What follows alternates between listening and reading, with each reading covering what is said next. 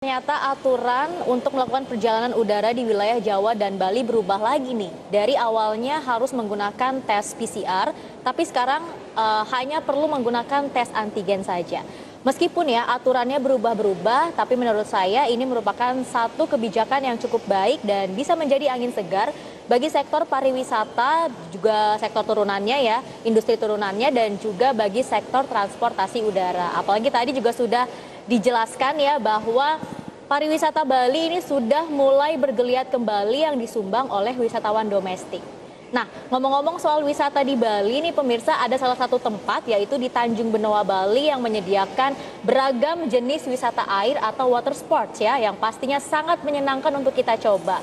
Mulai dari banana boat, kemudian juga snorkeling, sea walker, hingga diving. Atau mungkin kalau kita mau diving sepertinya memang harus agak geser dikit ya ke wilayah Nusa Penida atau mungkin ke Bunaken. Tapi tentunya nggak cuma yang sudah saya sebutkan aja jenis wisata air atau water sports yang bisa kita coba di Bali, masih banyak lagi nih wisata air lainnya atau water sports lainnya. Apa sajakah itu? Kita simak informasi lengkapnya dalam tayangan berikut ini.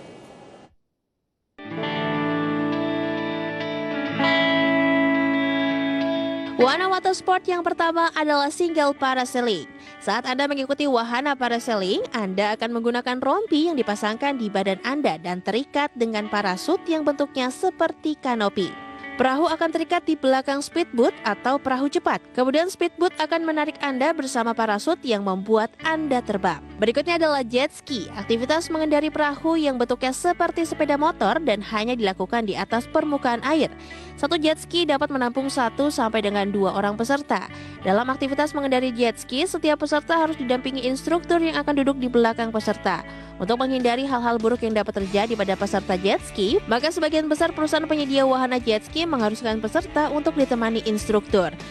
Wahana permainan air berikutnya adalah banana boat. Memainkan wahana banana boat tidak memerlukan keahlian khusus. Peserta wahana banana boat hanya perlu duduk di atas perahu yang bentuknya seperti pisang dan berpegangan pada tali yang terdapat di perahu. Peserta banana boat tidak harus bisa berenang karena setiap peserta diwajibkan memakai jaket pelampung. Andaikan peserta jatuh ke dalam air, peserta hanya perlu diam saja dan tidak panik, maka akan terapung. Lantas yang mana yang jadi favorit Anda nih pemirsa? Berbagai sumber, IDEX Channel.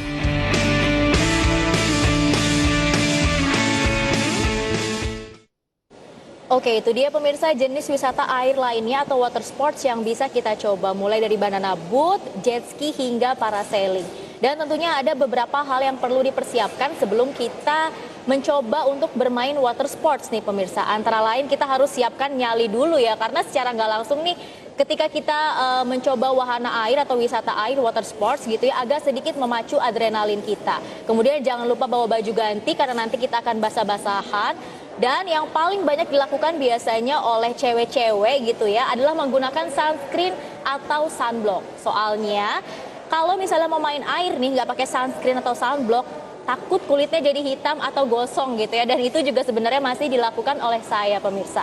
Tapi tahu nggak sih pemirsa, beredar isu bahwa penggunaan sunscreen atau sunblock itu sebenarnya kurang baik bagi biota laut atau ekosistem laut. Meskipun sebenarnya ahli kecantikan, kemudian influencer, beauty blogger juga sudah menyampaikan kalau penggunaan sunscreen ini sangat perlu karena bisa melindungi ya kulit kita ini dari paparan sinar UV, baik itu UVA dan juga UVB, dan bisa melindungi kita dari kanker kulit.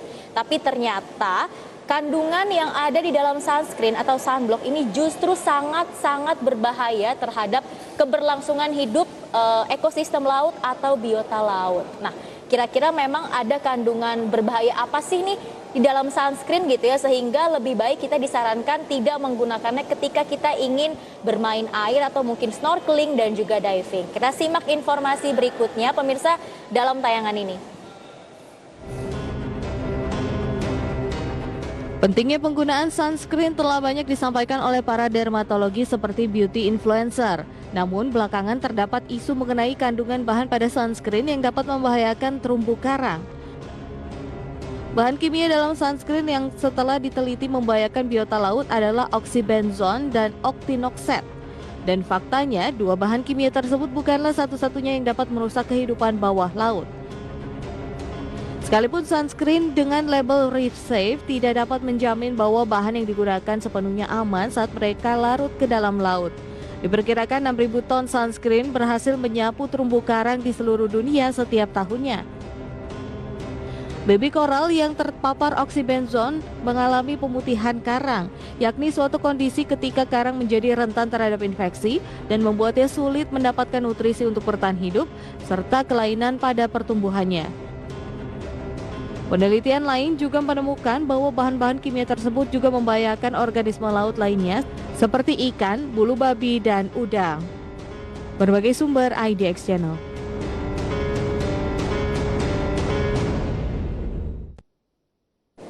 Ya pemirsa, ternyata ada salah satu kandungan kimia berbahaya yang ada di dalam sunscreen ataupun sunblock, yaitu oksibenzon yang ternyata bisa merusak terumbu karang yang ada di dalam laut. Nah, ternyata kegiatan atau aktivitas yang biasa kita lakukan sehari-hari tanpa sadar ini bisa merusak kehidupan makhluk hidup lainnya, yaitu bisa merusak terumbu karang.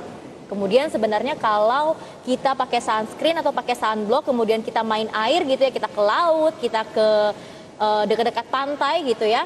Sebenarnya kenapa sih bisa merusak terumbu karang? Memang apa manfaat dari terumbu karang sejauh ini ya untuk mungkin dari sisi estetika dan juga dari sisi ekonomi. Jadi memang terumbu karang ini pemirsa memiliki beberapa manfaat yang bisa coba saya jelaskan untuk Anda. Yang pertama ini terumbu karang ini sebagai habitat atau sebagai tempat tinggal atau tempat berkembang biak dan juga mencari makan dari ikan-ikan di laut dan juga makhluk laut lainnya gitu ya.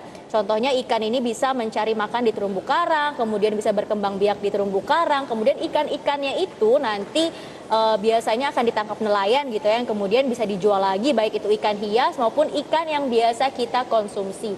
Jadi secara nggak langsung terumbu karang ini bisa menjadi salah satu sumber pemasukan bagi para nelayan yang hidup di sekitar laut tersebut. Nah, itu manfaat yang pertama. Kemudian manfaat yang kedua, ternyata terumbu karang ini bisa melindungi pantai dan daerah pesisir sekitarnya ya dari ombak yang cukup besar. Kemudian sebagai tempat wisata ya juga bisa, karena kalau kita snorkeling ataupun diving, ketika kita menyelam di bawah air, kita bisa menikmati keindahan terumbu karang yang kita miliki ya di Indonesia. Kemudian manfaat lainnya adalah sebagai sumber perikanan dan juga sumber obat-obatan. Jadi sebenarnya terumbu karang ini memang harus kita jaga dengan baik karena manfaatnya itu sangat banyak sekali. Mulai dari sisi ekonomi maupun tadi ya bisa digunakan untuk wisata, contohnya ketika ingin snorkeling dan juga diving. Tapi nggak cuma pemakaian sunscreen dan sunblock aja nih pemirsa, masih ada beberapa aktivitas lainnya yang secara tidak sadar atau nggak sengaja kita lakukan, tapi ternyata itu membahayakan biota laut atau ekosistem laut. Apa sajakah itu? Kita simak informasi lengkapnya dalam grafis berikut ini.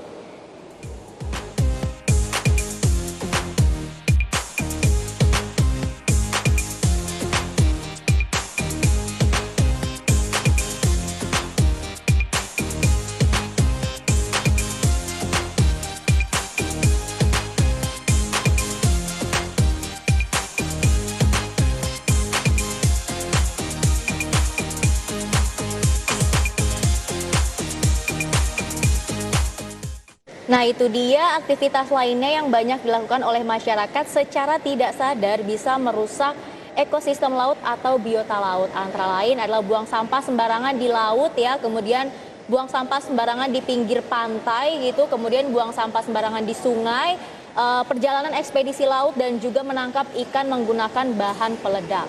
Nah, biasanya nih bagi Anda yang senang gitu ya berwisata di pinggir laut, misalnya lagi chillin gitu di pinggir pantai, jangan lupa ya, dan jangan sampai sampahnya itu diletakkan sembarangan. Jadi harus dikumpulkan, jangan dibuang sembarangan. Begitu juga jangan suka buang sampah sembarangan di sungai ya, karena sampah yang ada di sungai nanti pada akhirnya ini akan bermuara di laut, dan sampah-sampah yang berasal dari sungai, kemudian sampah-sampah yang berasal dari pesisir pantai ini akan masuk ke laut, dan biasanya ini akan dikonsumsi secara tidak sengaja oleh ikan, kemudian makhluk laut lainnya yang akhirnya itu secara nggak langsung juga akan merusak ekosistem laut tersebut. Kalau makhluk lautnya seperti ikan, udang atau mungkin yang lainnya ini punah gitu ya, nanti kita makan apa? Ini bisa merusak rantai makanan kita, pemirsa. Kemudian jangan juga membuang bekas sedotan gitu ya, plastik terutama itu di pinggir pantai dan juga ke sungai, karena nanti pada akhirnya juga akan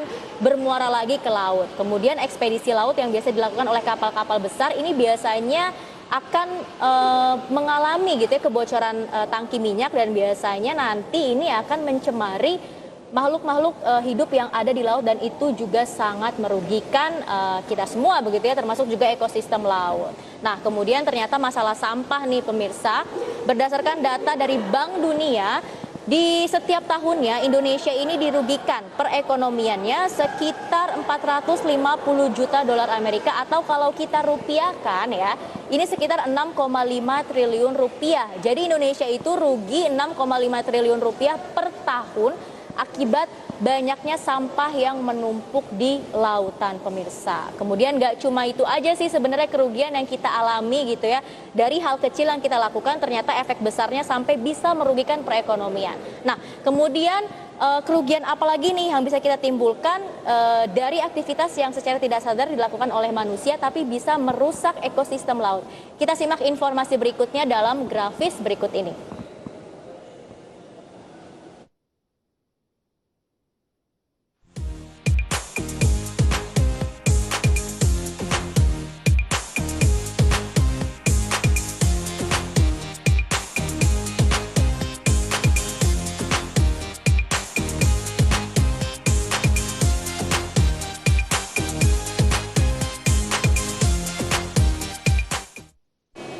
Ya, kemudian rusaknya ekosistem laut atau mungkin kotornya laut, kotornya pantai ini juga akan mengganggu kehidupan masyarakat di sekitarnya ya. Salah satunya adalah pariwisata di daerah tersebut juga jadi terganggu. Mana mungkin ada wisatawan yang mau datang kalau daerahnya atau mungkin pantainya, lautnya kotor gitu ya. Dan mungkin ini juga akan mengurangi minat masyarakat atau wisatawan mancanegara untuk berkunjung, contohnya misalnya ke Bali, kalau misalnya di wilayah tersebut ini banyak sampahnya. Nah, kalau Wisman ini kunjungannya berkurang ke Indonesia, nanti cadangan devisa kita bisa terganggu. Kalau cadangan devisa kita terganggu, pada akhirnya adalah bisa menekan nilai tukar rupiah atau nilai tukar mata uang kita sendiri.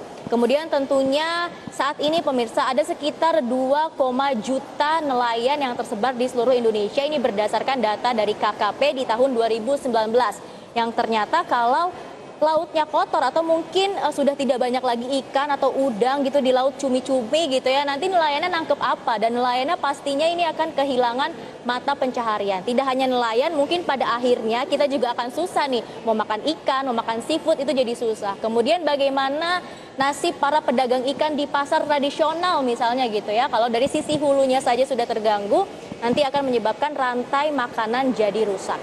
Sedangkan nih pemirsa, pada 2020 lalu nilai ekspor perikanan ya di Indonesia sendiri ini mencapai 5,2 miliar dolar Amerika atau meningkat sekitar 5,7% secara year on year jika kita bandingkan dengan tahun 2019.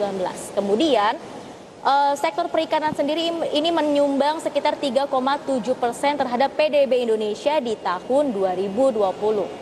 Jadi mulai sekarang ayo kita sama-sama gitu ya, jangan egois, kurangi hal-hal yang bisa merusak ekosistem laut ya. Contohnya mulai sekarang kita jangan suka buang sampah sembarangan di sungai. Kalau lagi main ke pantai atau ke laut jangan suka buang sampah sembarangan. Dan juga mungkin bagi pemerintah bisa lebih mengontrol peredaran sunscreen dan sunblock, ini harus dicek dulu apa yang ada kandungannya gitu ya di dalamnya. Kalau ada kandungan yang berbahaya jangan diizinkan untuk diedarkan di pasaran. Karena laut kita kalau bersih gitu ya, tentunya ini juga akan membangun perekonomian kita supaya lebih berkembang lagi.